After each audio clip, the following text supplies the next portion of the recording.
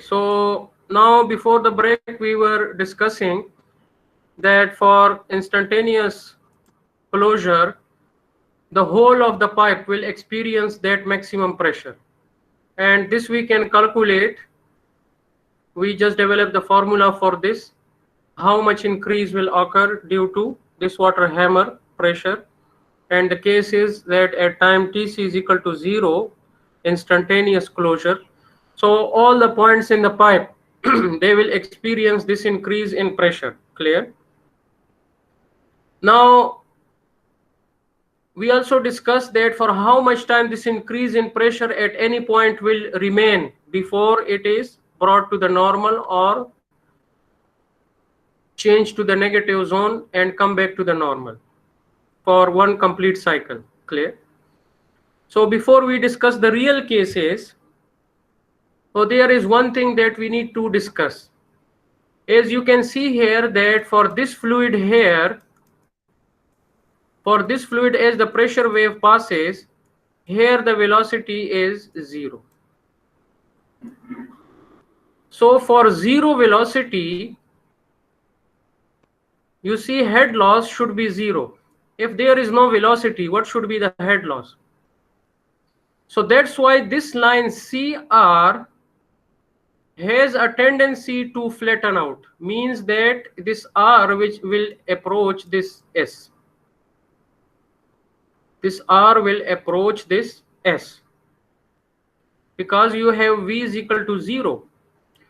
So this R will try to approach this S. We should have CS, but because of friction we have this CR.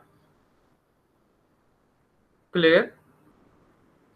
Now earlier we showed these line with this horizontal. You see here horizontal here, this one. Similarly in the negative zone horizontal, in the positive zone horizontal. So this line, it means that when we consider the friction, so we have this sloping line, but if this V is 0, then in that case this CR has a tendency to move towards CS. This R moves towards CS. Since the pressure at C cannot change, so as this point moves towards the reservoir, this R and S, it will get larger. So in this case, you see that for the actual case, if we consider the pipe friction and the damping together, then instead of the horizontal line, we show it by this sloping line. If we consider we have instantaneous complete closure, considering the pipe friction and damping. What is damping? Damping is the reduction in the amplitude of the wave. For example, you have this wave, let's say for instantaneous closure, goes up, then goes down, then after some time, this is time. This horizontal line is time. So with time it goes up, then it is here, then it is here. You can see decrease in amplitude of the wave. And eventually what will happen, that a final equilibrium will reach, and so on. This you can see here in the graph.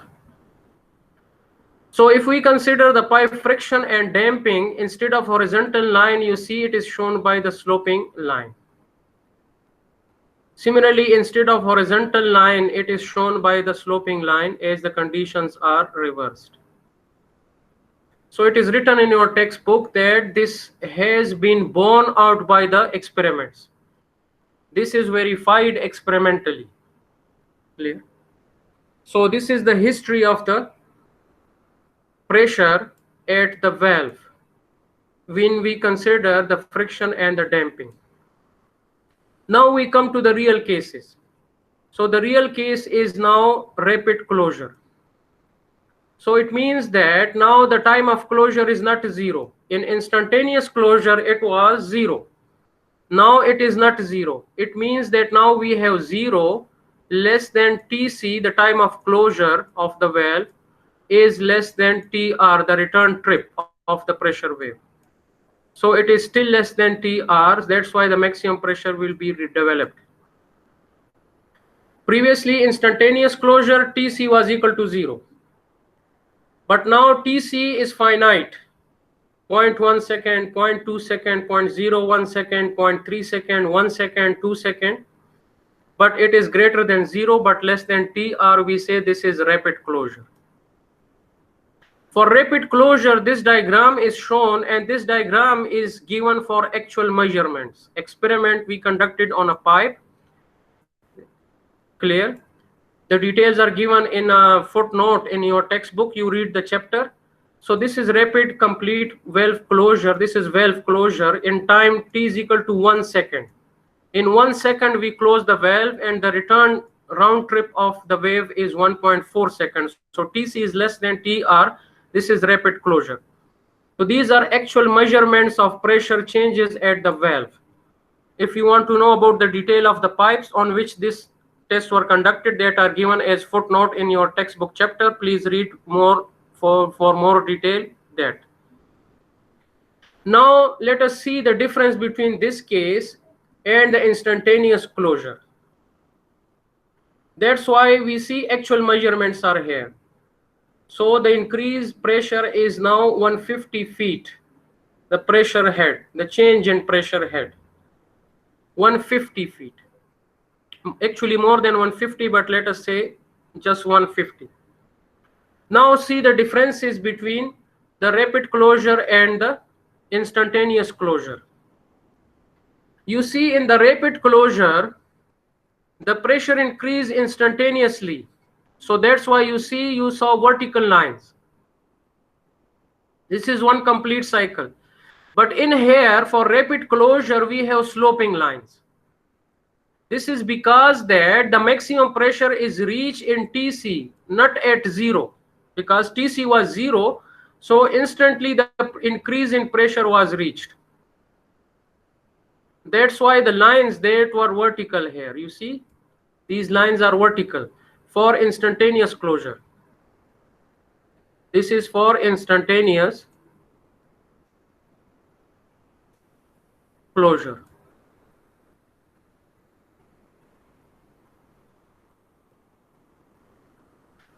So now we have Tc not equal to 0. That's why the maximum pressure will not reach instantly. We do not have 150 instantly, but rather at some time 150 or more than 150 is reached. So this is the difference between instantaneous and valve closure. The second thing is that the slope of this line, that it should be like this, or it should be like this, or it should be like this. This will depend on the nature of the valve closure, how you operate to close the valve. This will depend on the nature of operation of the valve, the slope of this line. This is clear. Next thing is that for instantaneous closure, for how much time the maximum pressure will remain. So the maximum pressure remain for this much time at the valve. We talk about the valve, remember this is for the valve. So at this, how much time it remain there? 2L by Cj, correct? For this much time it will remain. But in this case, since Tr is 2L by Cj, same, the maximum pressure, remember, is the same as for instantaneous closure. Because Tc is less than Tr. Tc is less than Tr. You suddenly close the valve. The unloading has not reached to reduce it. So that's why the maximum pressure value is reached as in instantaneous closure. So when we have a rapid closure, what will be the increase in pressure? What will be the increase in pressure? You use the same formula to calculate this delta P by gamma as in instantaneous closure. The same formula you use here to calculate the increase in pressure. So if we have rapid closure, what will be the maximum pressure? How can I calculate? Use the same formula that we just developed here. This formula that we develop for instantaneous, partial or complete closure, you can use this for rapid closure to calculate the increase in pressure. Now, for how much duration or the maximum pressure will occur? That will be Tr minus Cj. Because in previous case, it occurred for Tr. This was Tr. Now that Tc is not zero, so that's why Tr minus, for this duration, the maximum pressure will remain at the valve before it is brought down to the normal by the unloading pressure wave here. So it means that the duration has reduced.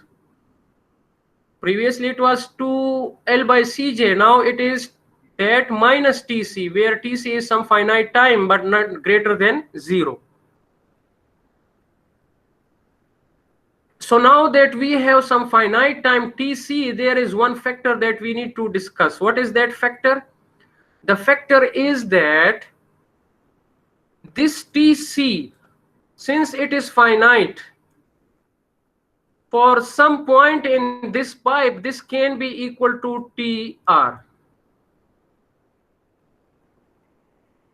What is Tr for this case? Tr is 1.4 second. And your Tc is 1 second. But this is for the valve. We already stated that as I take a point towards the reservoir, this Tr will decrease. We already stated that what is Tr for this length L. So Tr for this length L for the valve is 2L by Cj. If I calculate Tr for B, what is that? For that, Tr is 2x by Cj. So it means that this time is reducing as I move in this direction, any consider. So it means that there can be some distance for which Tc will be equal to Tr. You understand? So in this case, when Tc is equal to Tr, still you have maximum pressure reached. But if any x now, which is less than this x naught, then what will happen? In this case, your return trip, here Tc is greater than, here Tc is greater than Tr. Because Tr is reducing. Or you can say Tr is less than Tc, time of closure. So it means that if any point which is less than this x naught will not experience this maximum pressure delta P. This delta P by gamma, it will be experienced by all the points for which x is greater than x naught. Any distance greater than x naught, this maximum pressure will reach. But any distance less than x naught, this maximum pressure will not reach. Why? Because the moment the point tried to reach to the maximum value, the unloading pressure wave will arrive and it will catch in the middle. It will not allow the pressure to increase, but it will catch it here. You understand? This is now the concept you need to understand. For example, here, the pressure wave generates and then it comes back. So it brings this maximum pressure down to the normal. It goes up and then it brings down to the normal. Any point which is less than this, it tries to go to the maximum value. But the moment it reaches here, in that time, the pressure wave becomes unloading and it has returned. So it will not allow this to reach to the maximum value, but it will catch it there at some lower value here.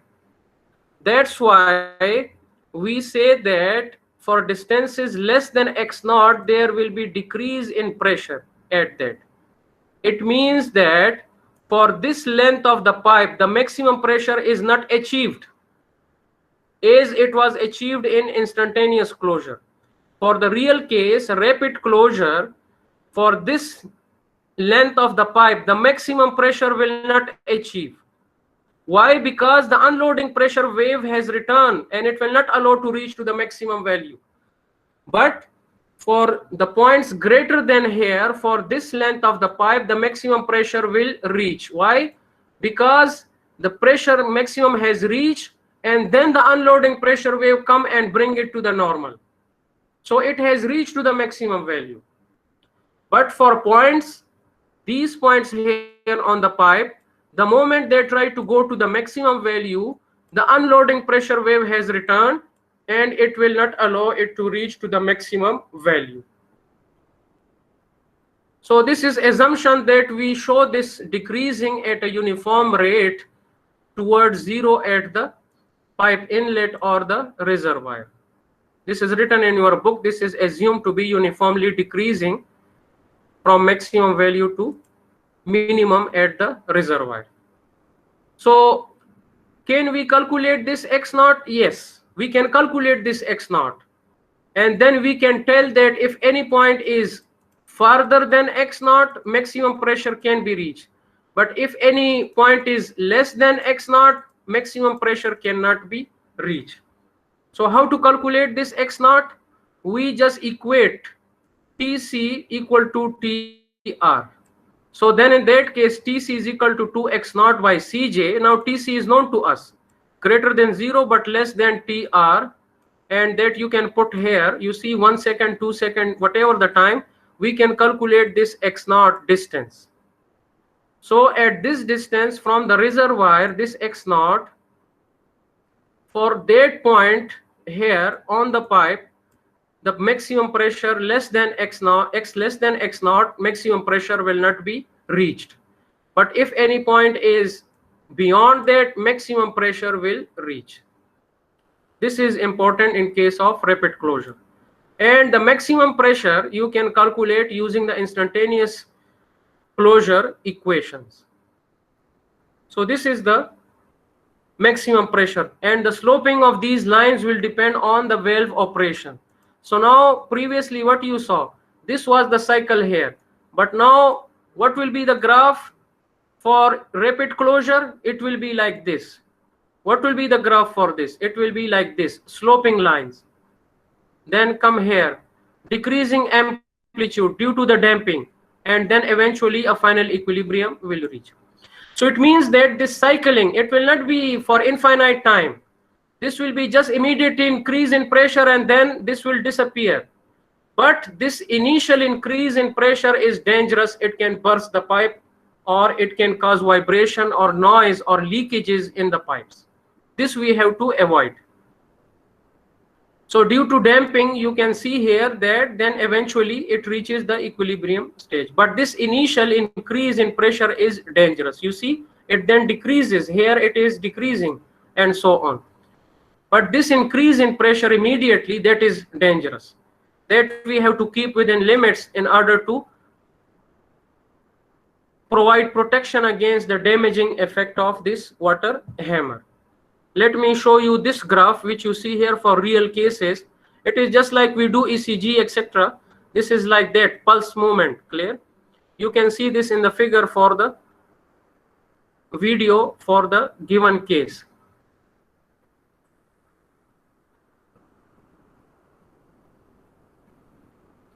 So you saw here that this is the fluctuation of the pressure when the pressure wave travel back and forth between the reservoir and the valve.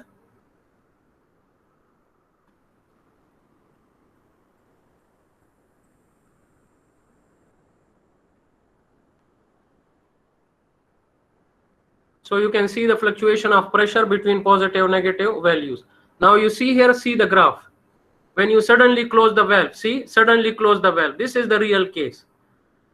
You see here, when you suddenly close the valve, now no pressure change. When you suddenly close the valve, You see here the pressure wave that travel.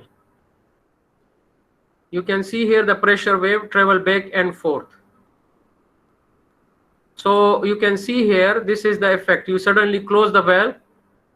This is how, see, the initial increase in pressure that we have to keep within limits to avoid the damage. So this is how you saw this graph. Next we have the slow closure. So in the slow closure, the time of closure is greater than TR. It means that we close the valve very slowly so that the return unloading pressure wave has reached the valve. So it means that in slow closure, the maximum pressure is never achieved. It will be less. Why? Because you still close the valve and it try to increase the pressure, but the unloading pressure wave has returned. See, TR is now less than TC. So that's why you see here, what was the pressure for this real case, actual experiment? 150. But when I slowly close the valve, it only reaches to about 60 feet of the pressure. So that's why slow closing of the valve can reduce the water hammer pressure. Don't try to close the valve abruptly. This can be as a measure if we want to keep the water hammer pressure low or reduce. So in this case, you see here from 150, we are coming to this 60 here. So now in this case, you see here that TC, it is greater than now TR. You still close the valve, but the return trip is, the unloading wave has arrived and it will keep the pressure low. It will not allow it to the maximum value. So this is what we call it as the slow closure. And this is the graph for the slow closure. You can see here now the time of closure is 3 seconds. But the round trip of the pressure wave is 1.4. So you still close the valve, but in 1.4 seconds, the unloading wave has returned. So that's why the pressure is not allowed to increase. Now that the pressure is not allowed to increase, it means that this delta P, we cannot calculate the formula that we developed. For instantaneous closure and rapid closure, you can use the same formula to calculate the increase in pressure. But for the slow closure, now we cannot use that formula. Why? Because that maximum pressure is not reached. So in this case, the slow valve closure, the maximum pressure rise will be less than the rapid valve closure because the wave of pressure unloading will reach the valve before the valve is completely closed. So this will prevent any further increase in pressure. Now the maximum pressure is not delta P. So delta P dash, because the maximum is not reached. So it is written that the maximum pressure delta P dash developed by slow valve closure is given approximately by what we do now, the X naught, for which time of closure is equal to the TR, that is now beyond the pipe. Here we have the valve. Because the time of closure is large, if TR is equal to TC, that is beyond. So that point, the maximum pressure will occur. But at the valve, less pressure will occur because of slow closure. So that's why we can calculate X naught, L is given, delta P we can calculate for rapid or instantaneous closure. Now with similar triangles, we can calculate the value for maximum pressure in case of slow closure. So comparing similar triangles, now delta P dash by delta P is approximately equal to X naught. That's why it is written approximately calculated by this. So now from here, L is given, X naught we can calculate, delta P we can calculate. So this formula you can use to calculate the increase in pressure when we have slow closure. Clear? So this is how we discuss the water hammer. We learn what is water hammer. We studied the physics of water hammer, the pressure waves that travel, how to calculate the velocity. We already developed equation for that. We discussed the instantaneous closure, although it is not possible to close the valve in time t is equal to 0, but this help us to understand the real cases. Clear? So we can have rapid closure and slow closure. Now next we have protection from water hammer. Now we know that this water hammer is undesirable.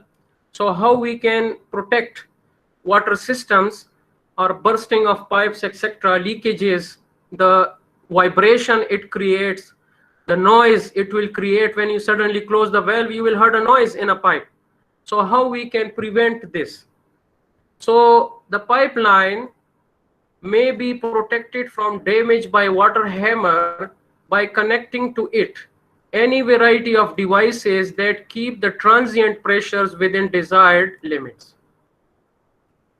So what we can do, slow closing valves. Instead of rapid closure, you can install slow closing valves, may be used to control the flow, and bypass valves can divert sudden changes in the flow.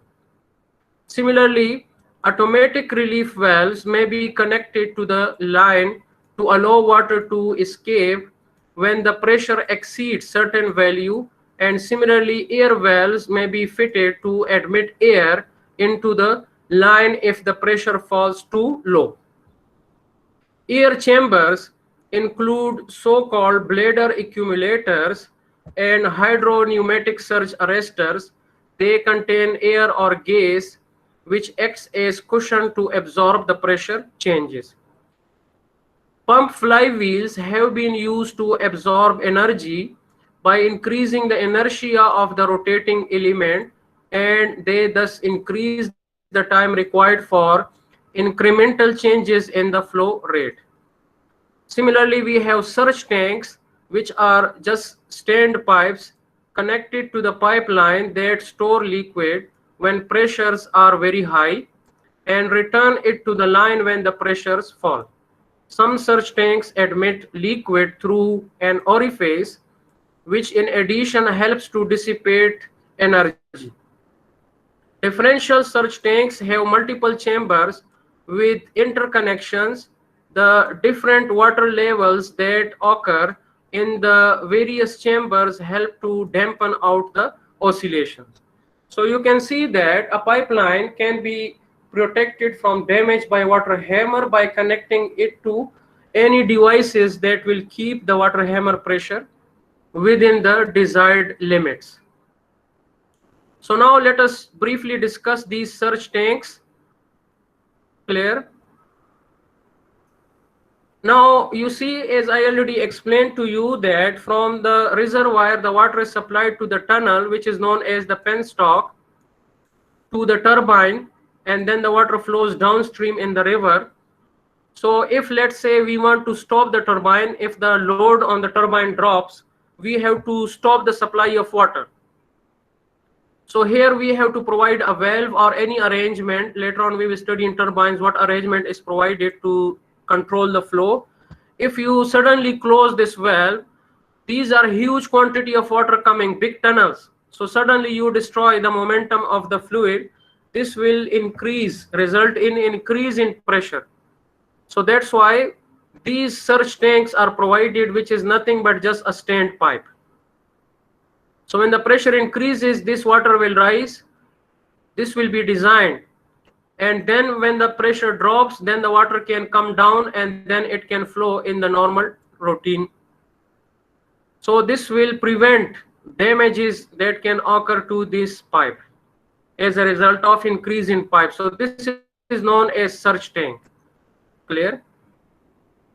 So this diagram is available in your textbook, and we can do the analysis of surge tank to design this surge tank.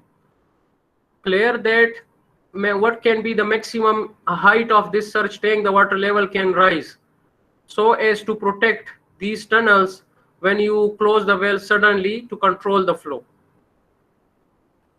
So you can see here that this is the hydroelectric power plant at Mosul Dam in Iraq. You can see here 4 accumulators are visible. See here 4 big accumulators are visible. and these are similar to surge tanks. They protect against the pressure transient caused by the rapid closure of the wicket gates. So in here, when you suddenly close the gate, so the water will rise in these accumulators similar to the surge tanks, and it will protect the system against the water hammer pressures. Similarly, you can see here, this is a dam, New Melones Dam in the US. So you see here huge quantity of water which is stored behind this dam, and this here the powerhouse. You can see here through the tunnels at here from the dam. So the tunnels, you provide the water here at the powerhouse, so you generate the power. Now to protect against the water hammer, you see huge quantity of water will come and flow.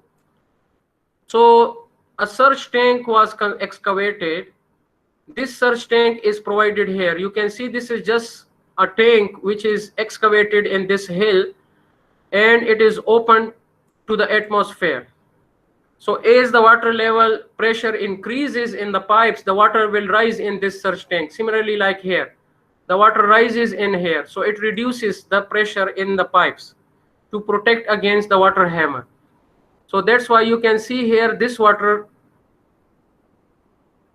this pipe, which is the surge tank that is provided here, the water can rise in this tank to keep the pressures within limits in the piping system. Clear? Now, in this case, you can see in the video that in the tank, how the water level can rise. You see here, this is a surge tank, and if the valve is closed, you can see the water will rise in this tank. So this will help prevent the high pressures that will develop due to the water hammer.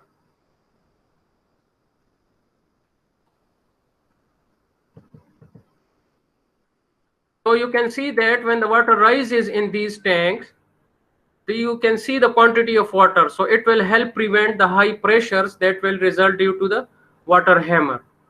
So that's why these surge tanks, they are essential component of the hydropower plants to protect against the damaging effects of water hammer.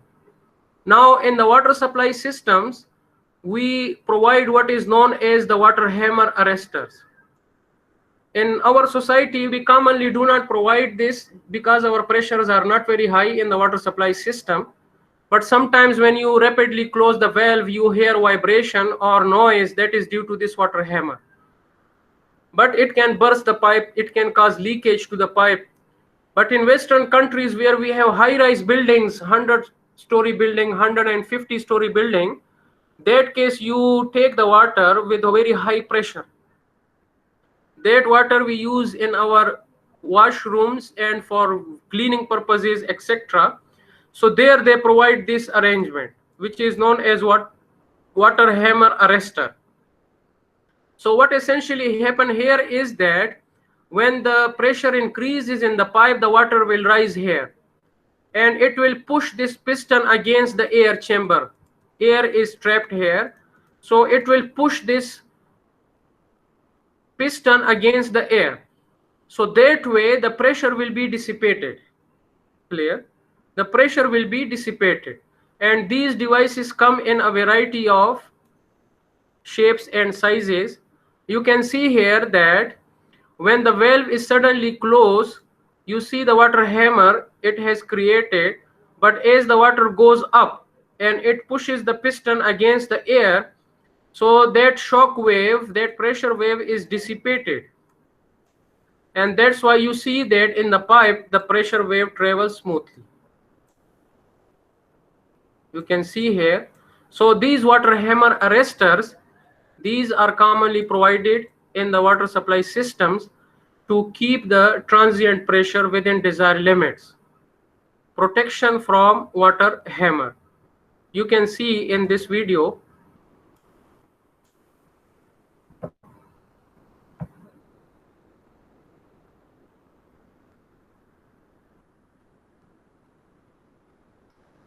So you see that we supply water to washing machine. Also, we have taps in our washrooms. So when you suddenly close the valve, this water hammer phenomena can occur. You can see here, when valve is open, water is flowing. When it is quickly closed, you see here vibration is created, noise is created. See, when the valve is closed, it creates. So it can be heard on the pipes. You see, it can create leakage. So what they do for this purpose is that they provide this water hammer arresters. Clear? You see, we can have air chambers, we can have these water hammer arresters that can be provided.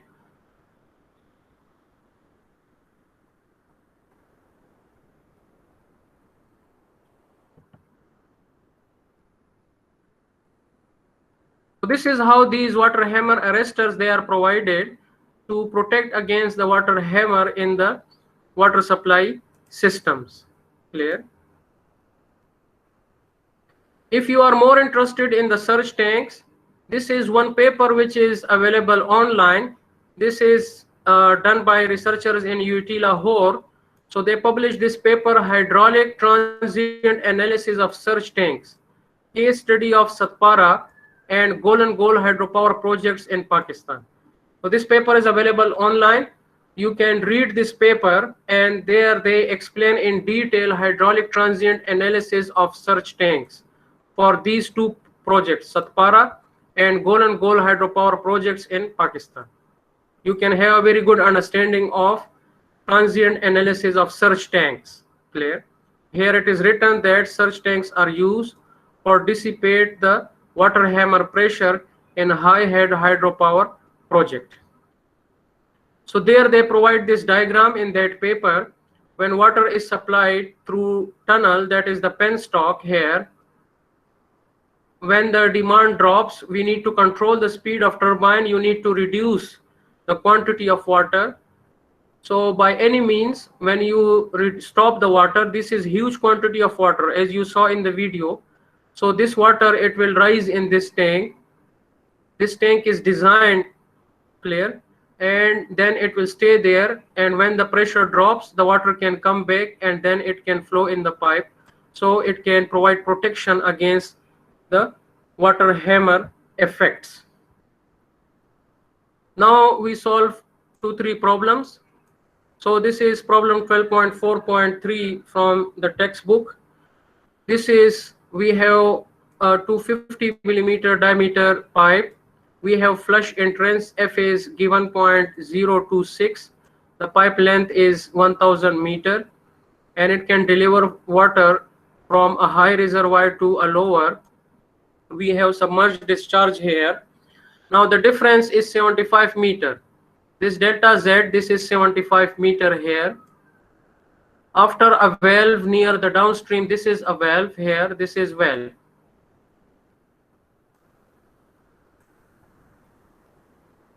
After a valve near the downstream end is suddenly opened, what will be the steady flow velocity in this pipe? And how long after the valve is opened will the flow velocity be 1/3 and 2/3 of the steady velocity?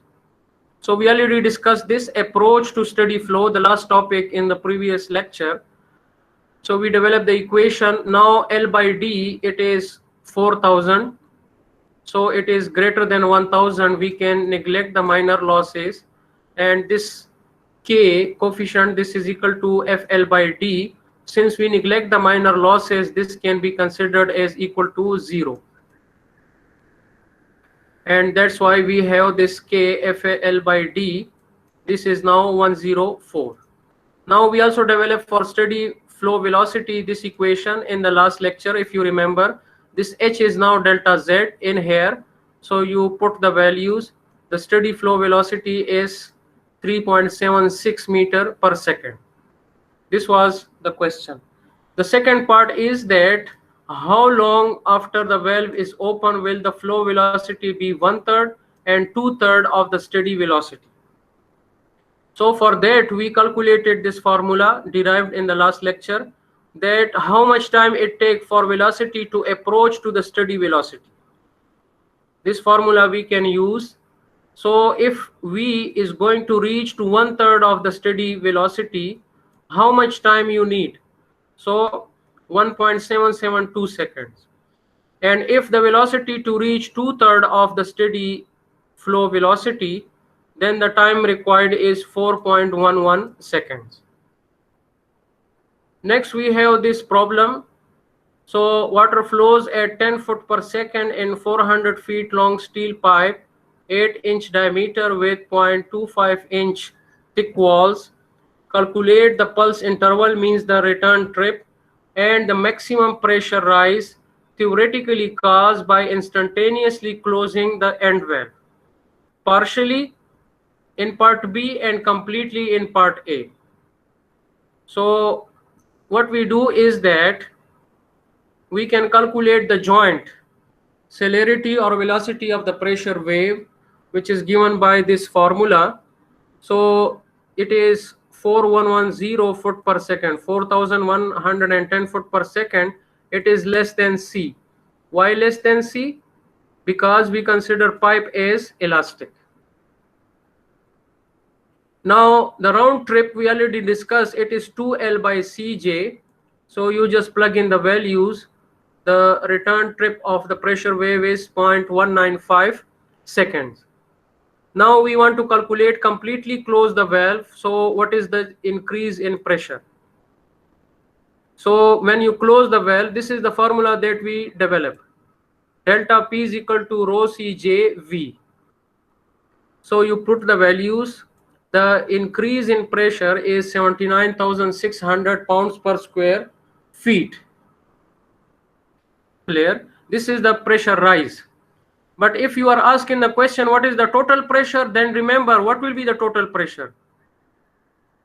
This is not in this question, but if you are asked what is the total pressure, so the total pressure will be equal to P by gamma plus delta P by gamma. So this is due to the water hammer, and this is the normal pressure in the pipe due to the flowing water. So the total will be then this. So this is delta P is the change in pressure due to the water hammer. So it is 79,600 pounds per square feet. You can calculate in feet of water. And for the second case, we have partial closure. So the velocity is not reduced to 0, but 6 foot per second from 10 foot per second. So now V2 is not 0. That's why in the formula, we have V minus V2.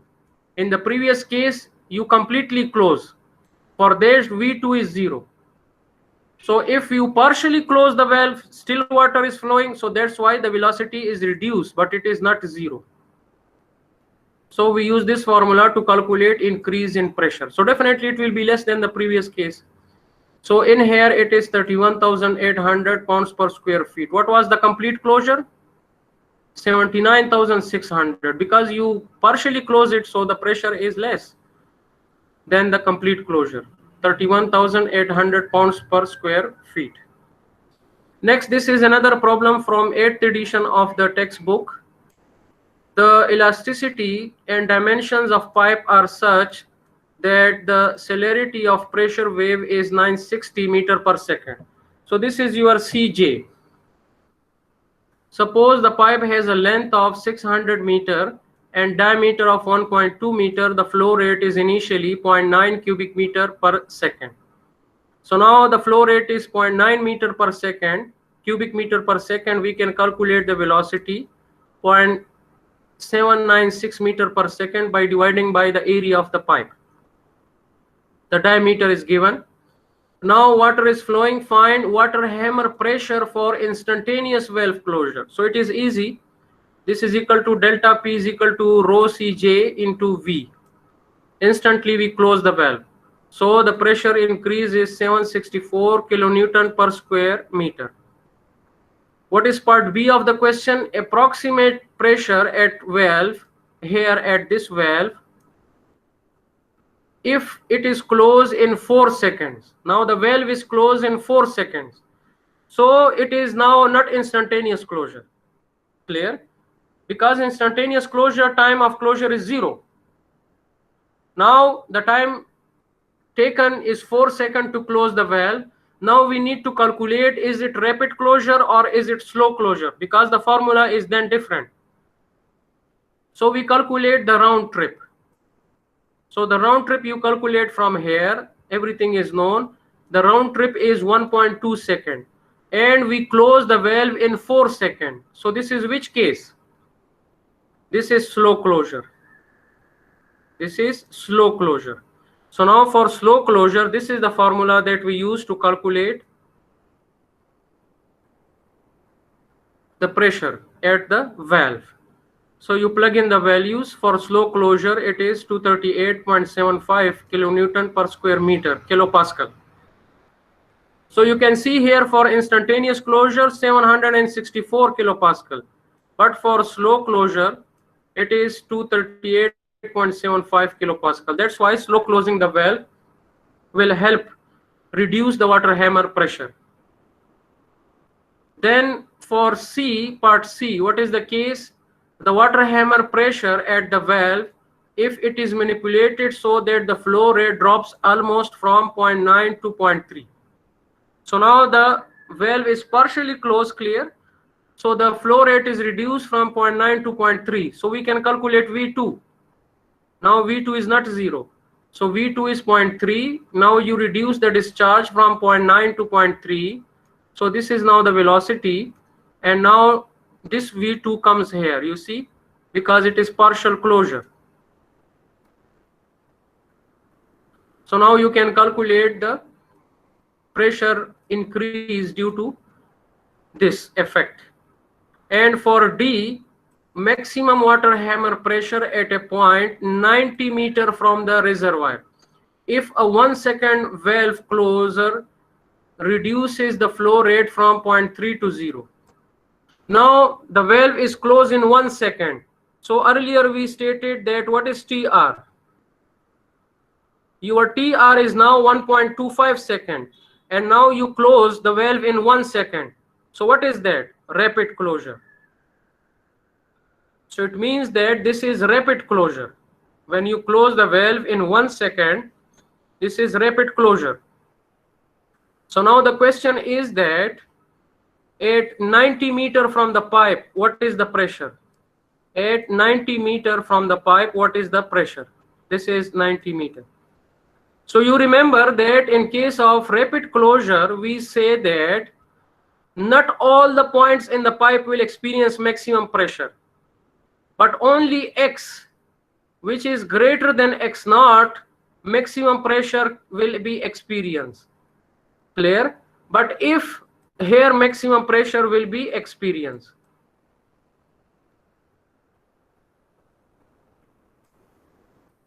But if any point is less than X naught, then the pressure will be less. So we will have less pressure, clear, than this. Less than the maximum value.